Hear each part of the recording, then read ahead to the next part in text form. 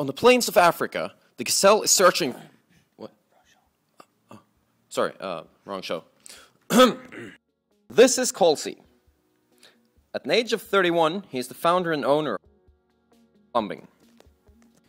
Being a fairly new company trying to compete in an ever-growing industry, he must do whatever he can to cut the company's expenses and generate as much business as logistically possible. This is Fao. Fao is 24 years old and a good friend of Colsey. 6 months ago, he was desperately in the need of a job after he got fired from his last one for causing a fire in the firework factory after lighting a cigarette near a gasoline container. He had also just recently been evicted from his apartment after he caused a gas explosion as a result of falling asleep and forgetting to turn off the stove after making pancakes. So Colsey, doing what all good friends would do, hooked him up with a job working for Perth Environmental Plumbing. He has no background from working as a plumber, and he's received no formal training. However, Colsey has promised to teach him well. As everyone probably has noticed, or at least should have noticed, Fao is not what you can call a careful person who analyzes potential consequences of his actions as he goes along in life. When owning a company with several employees, it is natural to believe that there will be some expenses, such as paying employees, paying for equipment, maintenance of company cars, taxes, and several other annoying expenses. An expense Colsey does not like is paying for Fao's hospital bills and loss of working hours because of stupid accidents that could easily have been avoided, and there have been loads of them. Therefore, implementing occupational health and safety at Perth and Plumbing would be a wise decision for Colsey to make. Introducing this discipline will have many advantages for the company, such as reduced unnecessary costs, increased efficiency, improved professional reputation, as well as the creation of a safe and healthy workplace. Occupational health and safety. Wait, hold up! What the hell is occupational health and safety? Okay, let's travel back in time to the middle of the 19th century. In Australia in 1862, there was a total ban on using children as workforce in the coal pits, and almost another 50 years went before investigations on work-related human exposure to lead started early in 1900s. The number of minor deaths were unacceptably high, and the connection between various potential preventable occupational hazards, such as overexposure to different harmful pollutants and workplace accidents related to unsafe practices, slowly became evident. Then, in 1911 in New York City, the notorious Triangle Shirtwaist Factory fire killed 146 garment workers, an international incident that subsequently gave way to wide-ranging legislation requiring improved factory safety standards and increased awareness of the need for a safe and healthy working environment. Also, a highly influencing factor was World War II, when the need for healthier and more productive workplaces was recognized. In Australia, up until the 1950s, there were no organized occupational health and safety laws, merely a primitive regulatory approach consisting of common law duty of care, developed by courts through case law decisions, conditions and standards by law prescribed by the Parliament and with detailed regulations the employer had to comply to, monitoring according to regulations by state inspectors. Fao, wake up! I know this stuff is hell boring, but it's important that you pay attention so you don't ever screw up again, okay? Since the 1950s, a radical shift occurred when both federal and state governments started enacting several new regulations and laws which employers were forced to comply with to ensure the safety, health and welfare of their employees. However, it was not before 1956 that there was a major turning point in occupational health and safety history, when a notorious industrial accident brought forth a lawsuit and subsequently established the foundation for several occupational health and safety laws in Australia. In 1972 in Australia, the first occupational health and safety legislation reform was initiated when the Robins Report came out of the UK, and it was enacted in all states and territories as well as the Commonwealth. This standardized system introduced a three-tiered system, being acts, regulations and guidance. Being the current legal framework in Australia, it involved the duty of care and the introduction of codes of practice, a more flexible tool within the occupational health and safety legal framework. In most modernized countries today, occupational health and safety is a cross-disciplinary area protecting the safety, health and welfare of people engaged in work or employment, and thereby securing and fostering a safe work environment. As of 1970, there have only been 70 mining-related fatalities, being a huge improvement compared to earlier times. Wow, that was very interesting. But how can I apply this OS&H legislation thingy to my workplace? Can it even work in my workplace? Yeah, I don't think we need this occupational thing. It just sounds like a lot of stress, dude. Good question, guys. I'll tell you why. Even the safest workplaces contain risks to some degree, and it is a potential impossible task to eliminate all of them. However, most risks can be identified and managed through the risk management process described in the Occupational Health and Safety Standards document, ISO 31000. Let's use a common potential hazard in a plumbing environment: manual handling, as in lifting heavy objects. The risk management process contains the following steps. Step 1. Communication and consultation should involve two-way dialogue and discussion where both external and internal stakeholders are involved to maximize risk knowledge. This should occur at all stages of the risk management process. Workplace integration may be through periodical company meetings where all plumbers are consulted. Step 2. Establishing the context involves determining the environment, policies/standards, objectives and parameters in relation to company activities. Step 3. Risk identification means identifying hazards to be able to manage the associated risks. This can be achieved through methods such as completion of a hazard register and/or job safety analysis and brainstorming. Incident reports on previous accidents can also be a good source to identify risks. Key stakeholders are important in this process as they are involved in risk-taking activities. Step 4. Risk analysis enables key stakeholders to determine the likelihood and consequences of a hazard, which will give a risk rating.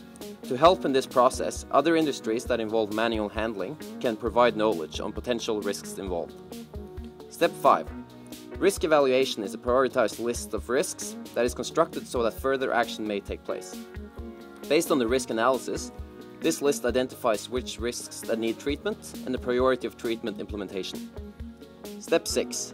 Risk treatment involves selecting and implementing options that will modify or eliminate the relevant risks so that they become safe. Step 7. Monitor and review is a check to ensure that objectives have been met successfully. Just like Step 1, communication and consultation, this needs to take place at all steps of the risk management process. Now, let's go back and apply the risk management process to the initial scenario. Fao needs to lift a heavy porcelain toilet up 5 floors. He is in an environment with a lot of materials lying around, creating a messy path. Lifting heavy objects and carrying them over an elevated distance can inflict back injuries, and he can trip over everything that lies in his way.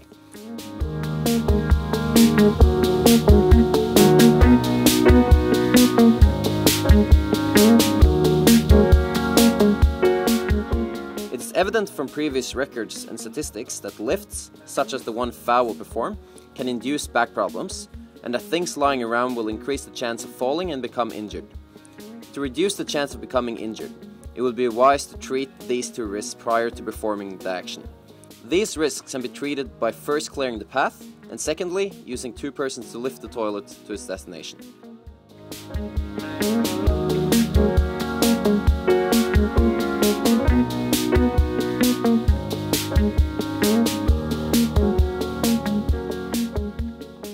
During all these steps, communication and consultation, and monitoring and review must take place to ensure that the stakeholders receive feedback and that the objectives have been met.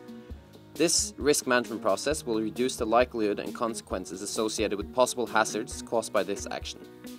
The causation of accidents can be described by using 2 different models. Invented by James Reason, the Swiss cheese model is used for analyzing medical errors and patient safety incidents. Swiss cheese is used as a metaphor as the cheese represents safe/defensive layers, and the holes in the cheese symbolize the weaknesses, which can lead to accidents. There are 2 variables that can cause the holes: active failures, such as unsafe acts committed by people, slips or mistakes, and there are latent conditions, resulting from faults caused by manufacturers, builders or management. If the holes/weaknesses of incidents align, then the accidents will occur. However, if there's a strong layer which has no holes or no weaknesses, then catastrophic events may be prevented. For example, there may be a tripping hazard of a large construction cone lying on the ground. This represents a hole in the Swiss cheese. If this is ignored, then someone may trip and become injured. Though, if someone puts the pipe away in its safe place, not leaving it on the ground, then the holes won't exist, the accident won't occur, and it will be a safer work environment.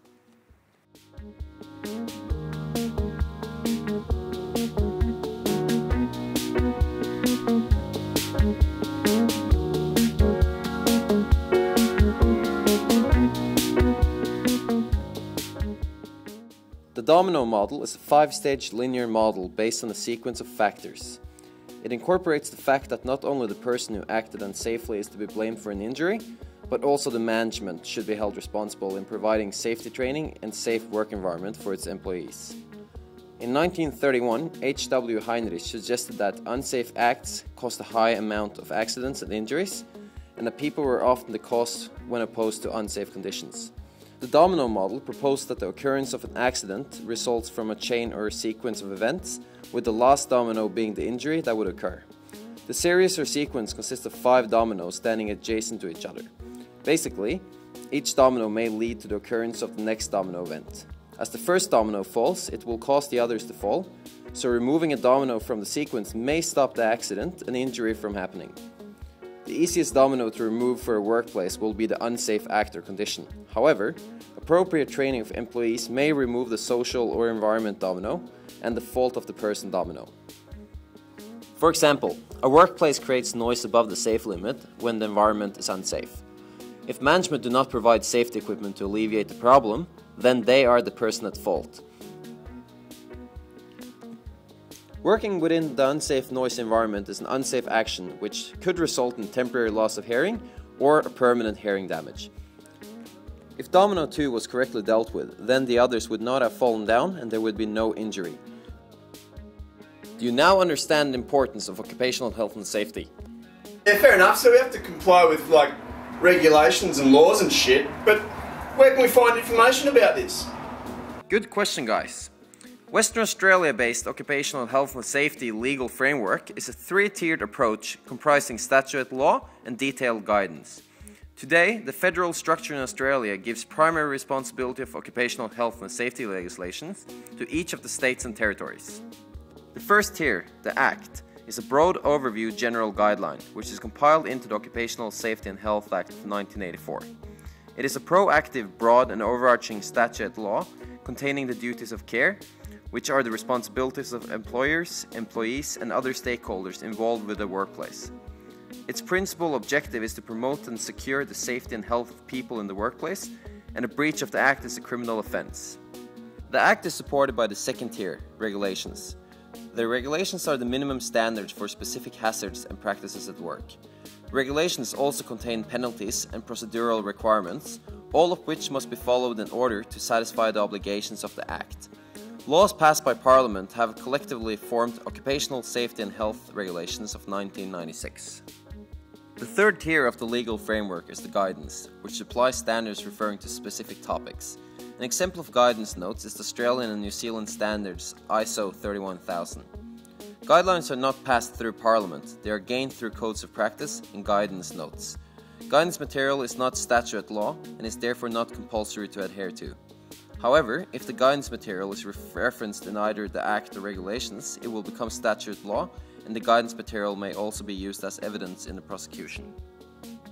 If you're interested in finding more specific information on whatever you might wonder about when it comes to occupational health and safety, there are 2 very good resources out there that anyone with an internet connection can access. State Law Publisher is a great place to start, as they are the official publisher of Western Australian legislation and statutory information. This website lets anyone access the databases for WA legislation, where specific information can be found on acts, subsidiary legislations, legislative information and parliamentary bills. It also enables you to search the text for specific words and information. Another really good source is WorkSafe, a division of the Department of Commerce, the Western Australian state government agency responsible for administrating the Occupational Safety and Health Act of 1984. As they are working for an increased safety culture in the workplace to the benefit of businesses and all of Western Australians, they carry out inspection campaigns to various workplaces. They are constantly working with employers, employees, and employee representatives to set up and maintain systems of work so that employees are not exposed to hazards. The website also lets the public access and view all the relevant legislations, as well as activity updates and other relevant occupational health and safety information. Well, on behalf of Plumbing, I thank you, sir, for enlightening me on this highly important matter, as I am now aware of how much my company will benefit from implementing this discipline. I will start making the necessary transitions today. Come on, Fowl! We have no time to waste! Hello, is this the Department of Commerce? I want OH&S at my workplace.